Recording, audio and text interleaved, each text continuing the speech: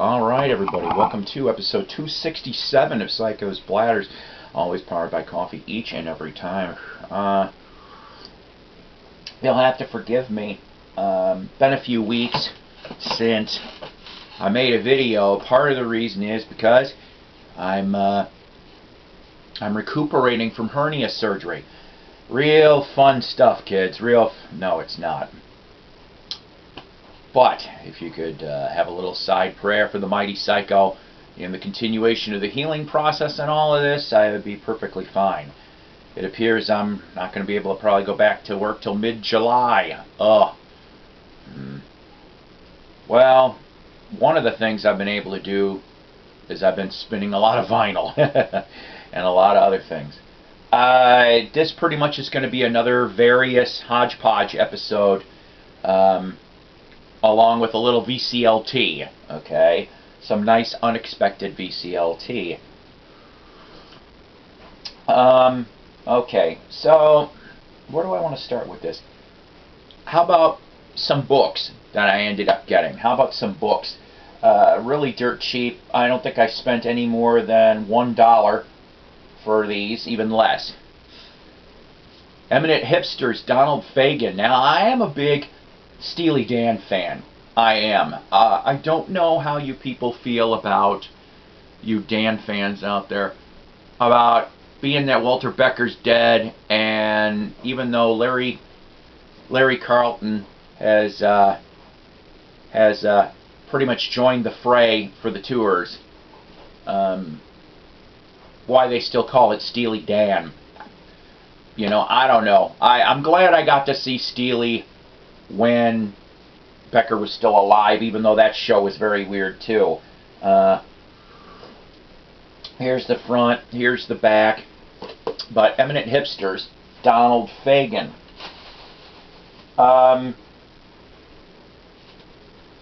Okay. I'm an Elvis fan, as most of you guys know, and you're going to see in a little bit some more Elvis stuff. But this is kind of, I don't know how skewed this is going to be, but Child Bride, The Untold Story of Priscilla Ballou Presley. Yeah, go figure. This is the first time I think I've ever seen a book on just Priscilla. Of course, there's some Elvis pictures, and this was found in the book. Nice little Elvis postcard. So, thank you very much. I don't know. I personally am not a big fan of her. I don't really honestly know what he saw on her. I don't know. Whatever. I think if the divorce didn't happen, maybe he would still be alive? Maybe. I don't know. It's either that or we could go the other route. What if instead of Priscilla, Elvis went with Anne Margaret and married her instead? Things would have been a lot different, I think. That's just my opinion, though. Okay. Signed book I've got here. I found this literally for 30 cents. To me, it's wonderful. From Ethel Waters. Here's the front, here's the back. I thought Ethel Waters sounded familiar.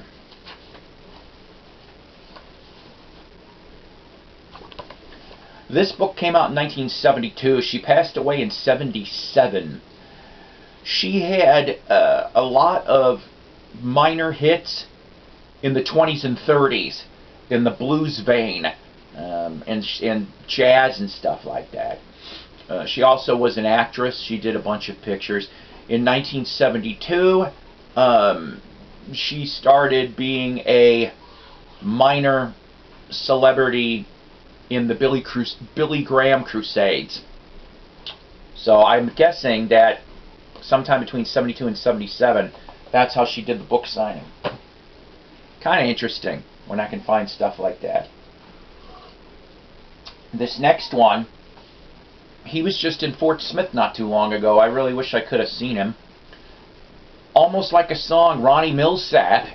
Yeah, Ronnie Milsap. I'm having daydreams about night things in the middle of the afternoon. Yeah, I never said I could sing, but that's my favorite song, probably from him here. I ended up getting a hold of Ronnie Milsap's address that he will sign autographs. So it takes about, on average, 2 months. But I'm going to take this and I'm going to maybe send a CD sleeve or two and see if Ronnie will. Interesting read on Ronnie too.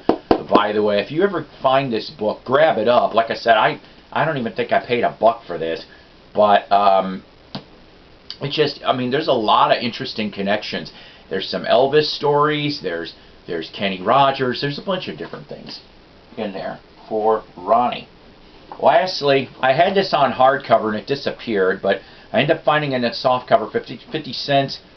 Heaven and Hell, My Life in the Eagles, 1974 to 2001, from Mr. Don Felder, the only Eagle I have seen live. He did a really good show, and he's got a new album that came out in the last couple months too. Haven't had a chance to listen to it, but rereading this book, I'm telling you, what the Eagles were so dysfunctional. And they still are probably dysfunctional, even with Glenn being dead. I would not be surprised. But I'm going to tell you something.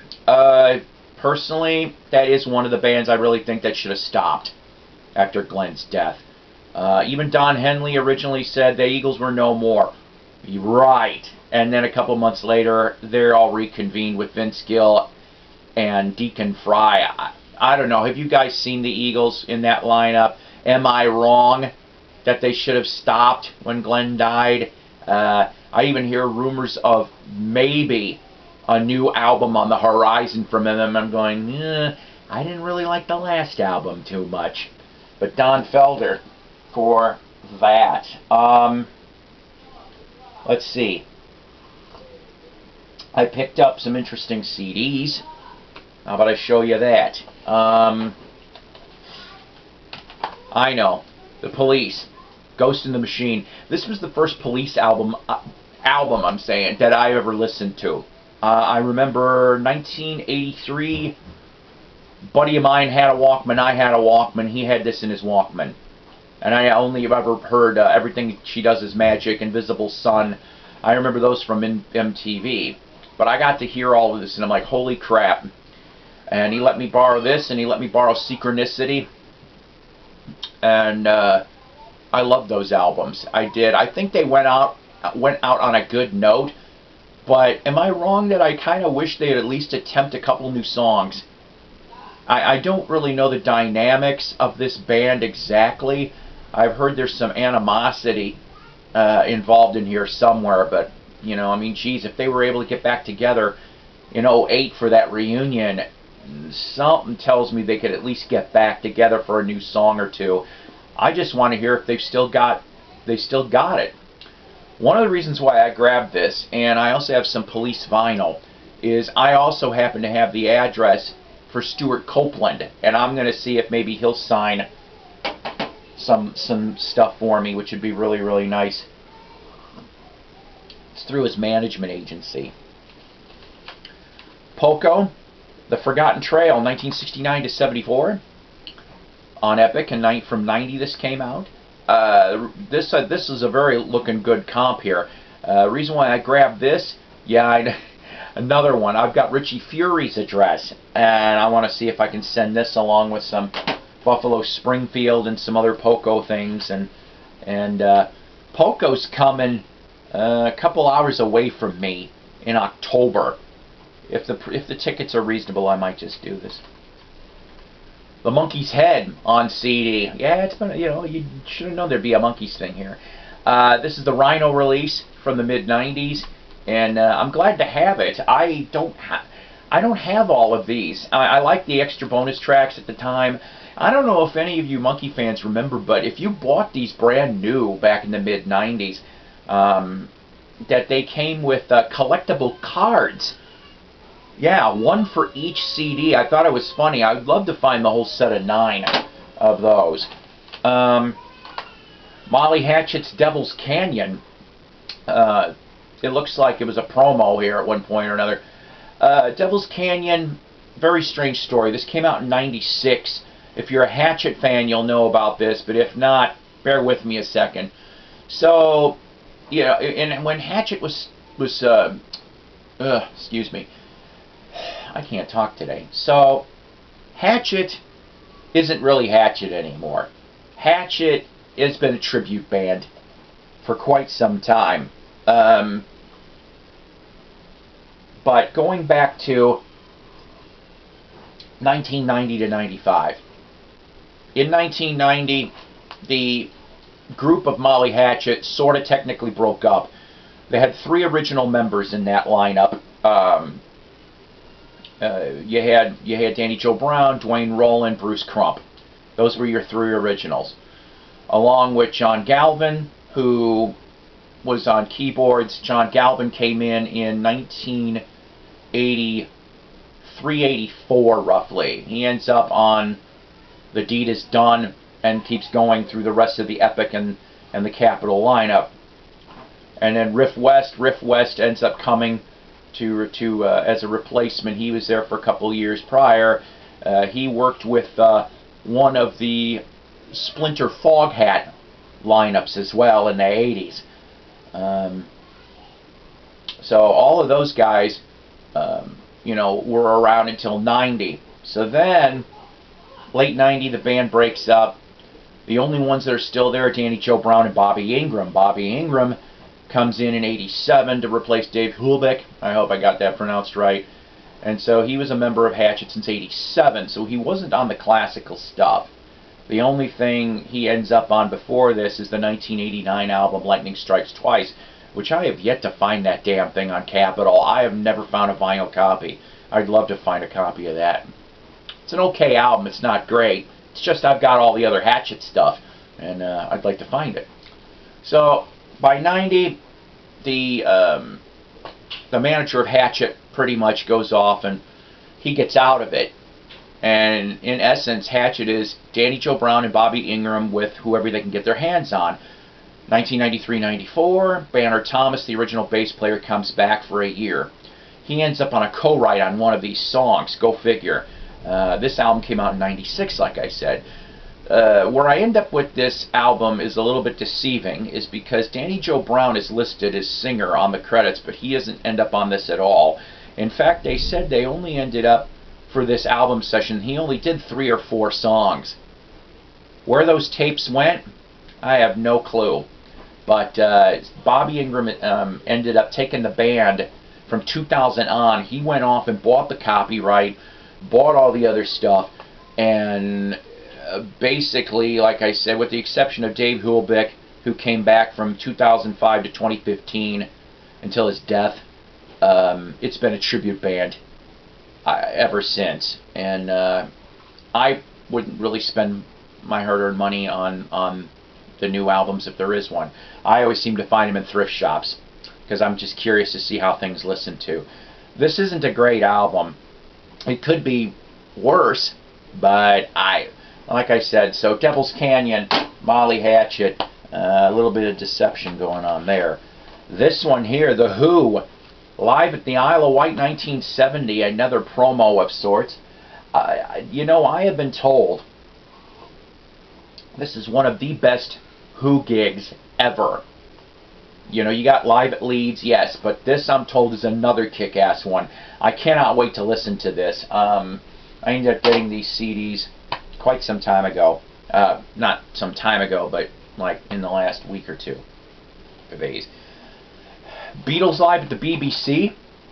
I've been wanting one of these for quite some time, and finally, I'm glad I got to get this. Now I just need to get Volume 2, which I've never seen a copy of it, to my knowledge anyway. But good old, I love this stuff. That was put out in 94, if I remember correctly. And lastly, for the CD department, this one is kind of interesting to me, in my opinion. This is from Sony. The Beatles Live at the Star Club, Volume 2. Now, we talked about in the last episode about Hamburg and the Beatles experience out there. And in the past, I have a Pickwick 1979 Volume 2 of the Star Club. I'd like to get a hold of a Bellaphon Lingasong from 78, the double album. I'd like to get a hold of that, actually. I I know, lots of things got talked about on the Star Club, and we're going to end up talking about that in another episode. The short of the matter of this is that this came out in 1992, all right, on CD. Now, up till this time point, though, the Star Club stuff has been on little piss-ass labels, released quasi-legal in points. Well, Sony here, first big name to release this material. I wish I found Volume 1. This is the only one I found. Because Apple Corps goes after these guys. Seriously. It only was made for a year. This CD was only available on the marketplace for a year, and Apple threw a cease and desist on their ass. So by '93, it's gone from the marketplace. That I managed to find one of these damn things surprises me. I have not listened to this. In the short of it, Apple Corps finally, through court decision in 1998, secures the rights to the tapes, and I'm led to believe they may never come back out. George hated them. George said it was the crappiest recording he ever heard from the Beatles. Alright, so let's see. Vinyl. Yeah, I know you want to see some vinyl, right? So, I ended up going and went to one of my record stores. And this time I'm like, you know what? I'll get some trade. I'll get some trade this time around. And these guys are pretty generous to me usually. So, let's see. What do I want to show you first? How about... I just got done playing this last night. From 1969, The American Breed, Lonely Side of the City. Everybody's used to Bend Me, Shape Me. I love Bend Me, Shape Me and Step Out of Your Mind. But this actually is an okay album. It's not great. Here's the front, here's the back. I'd show you the label, but it's on the turntable. But it's on Acta, which was their label for most of their run. I like The American Breed. It's too bad Gary Loazzo's dead. But at least they had one final reunion, which is on the PBS Cornerstones of Rock TV special. I have yet to see it, but I'm told they were very, very well.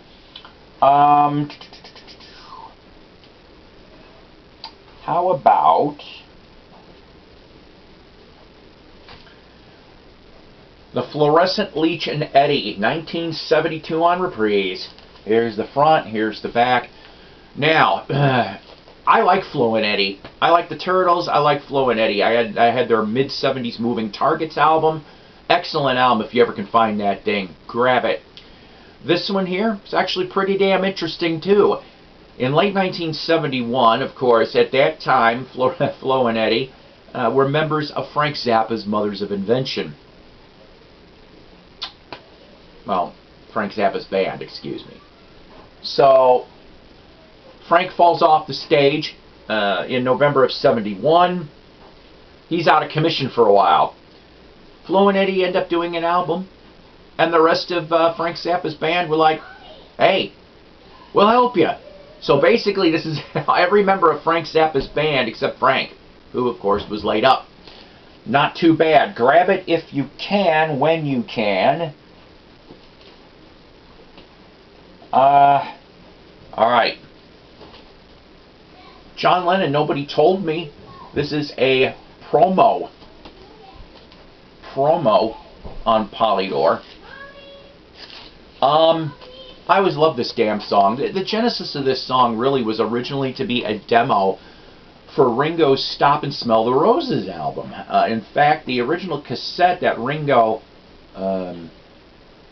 he was given demos of this song and Life Begins at 40 for that album, and Lennon was supposed to join Ringo in January of '81 to, well, help him record those songs. I wish Ringo would do a version of this. I'd be curious to see how he would take on this, because I love this song. I do. This is probably my favorite off of the Milk and Honey album. But yeah, on the cassette it actually says for Ringo. And then so here's the front, there's the back. We won't talk about Yoko. Leave it at that. This I thought was pretty neat. From 1969.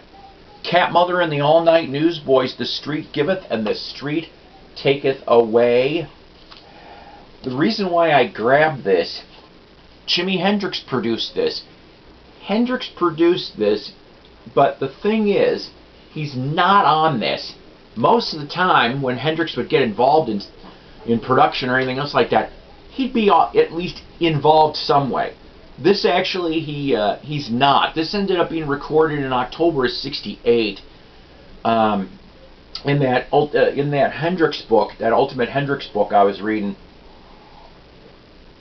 as opposed to the album from the Heir Apparent, where Hendrix is all over that damn thing, production and music-wise, he isn't on vinyl musically at all. The story goes, though, that there was 3 different jams that he did do with the band, but none of them ended up on vinyl, and possibly the tapes are lost. It's too bad, too, you know. But so Cat Mother. Oh, and the thing is, they ended up getting a almost top 20 single off of here from the Good Old Rock and Roll single. Actually, a damn good band musically. If you ever find this, go and check that out. You will not be disappointed. I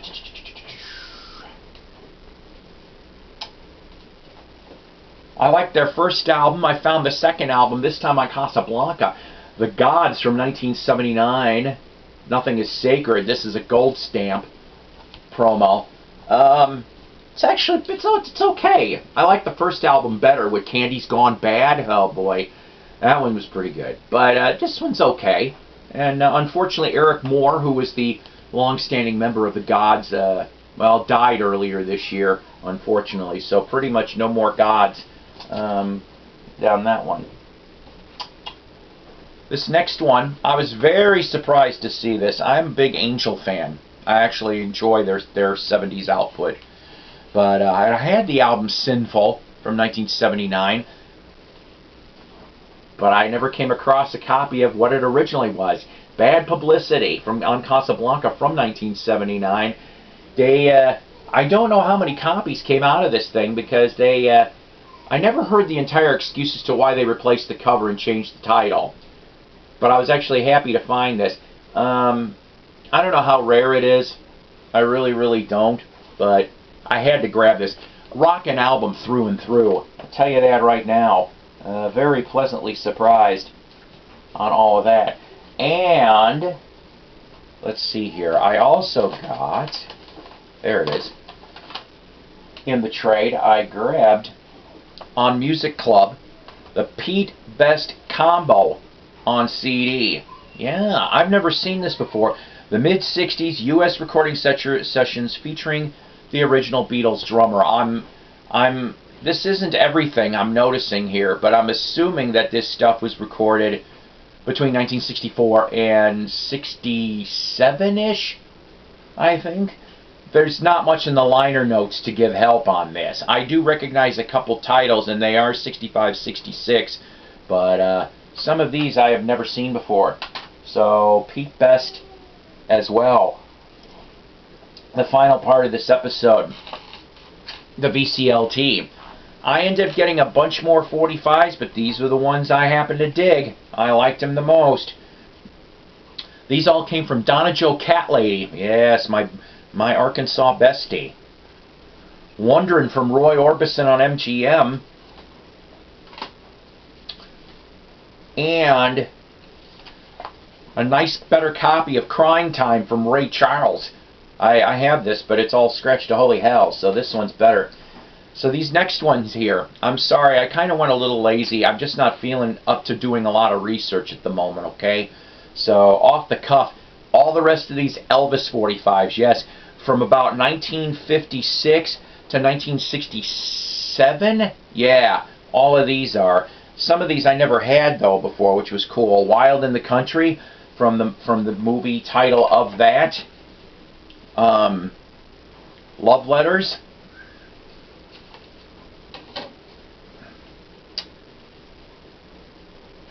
Frankie and Johnny. This is interesting, I thought. This is the Teddy Bear 45. But there was a different variant where it says, "Let me be your teddy bear," and teddy bear is in caps. Not all the 45s looked like that. Some actually came with parentheses. Some of them were in small letters. I know you can't see this one entirely really well, but Big Boss Man.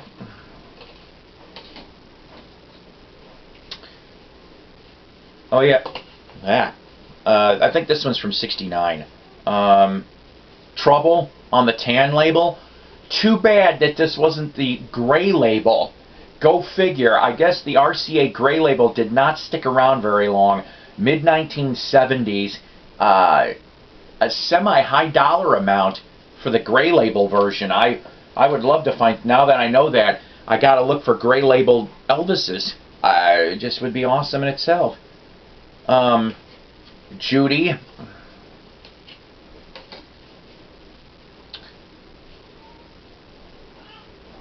Indescribably Blue. Like I said, I kind of like finding the mid-60s Elvis stuff. I don't find very much of that. This one here, I've got several copies of this, but this is one of my better looking ones. It's the Rip It Up EP. That's what I call it anyway, Rip It Up. From 1965. Crying in the Chapel. I actually didn't have that on a 45. And lastly, Witchcraft.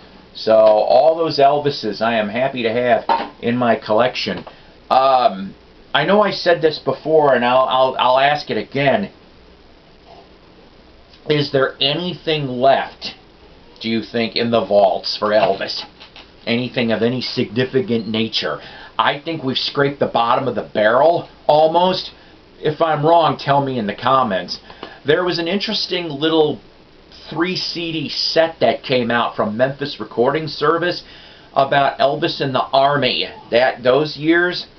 The cool part about it, for that one, and I may plunk down for that, I'm led to believe that there is one CD of totally unreleased, like they found these not too long ago, but I don't know exactly what it is, that CD. And then of course the masters from the 58, 59 Elvis stuff. It just might be something interesting. I like some of those box sets. They're kind of cool.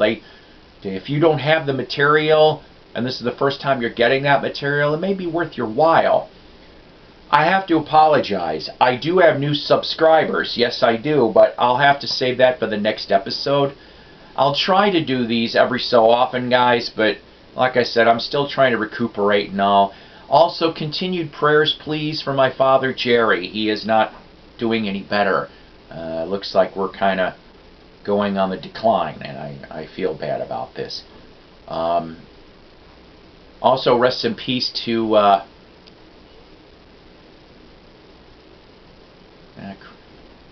Dan Elliott. Yeah, sorry, Dan Elliott, I found out, passed away. He was a member of the Belmonts for 45 years, and he also was Dan Elliott in the Monterey's, which if you from New York, central New York, you'll know what I'm talking about. Ronnie Dark mentions Dan ever so often. In fact, he's a member of that band. I just went backwards and looked up about the Belmont history. I did not know he was a member of the Belmonts since 1974. I thought that was actually pretty damn cool. I like all that stuff. So rest in peace, Dan. And alright, I guess I'm going to shut up. I know this episode's gone way on too long. But you guys take care. God bless. Rock on. And I'll see you soon.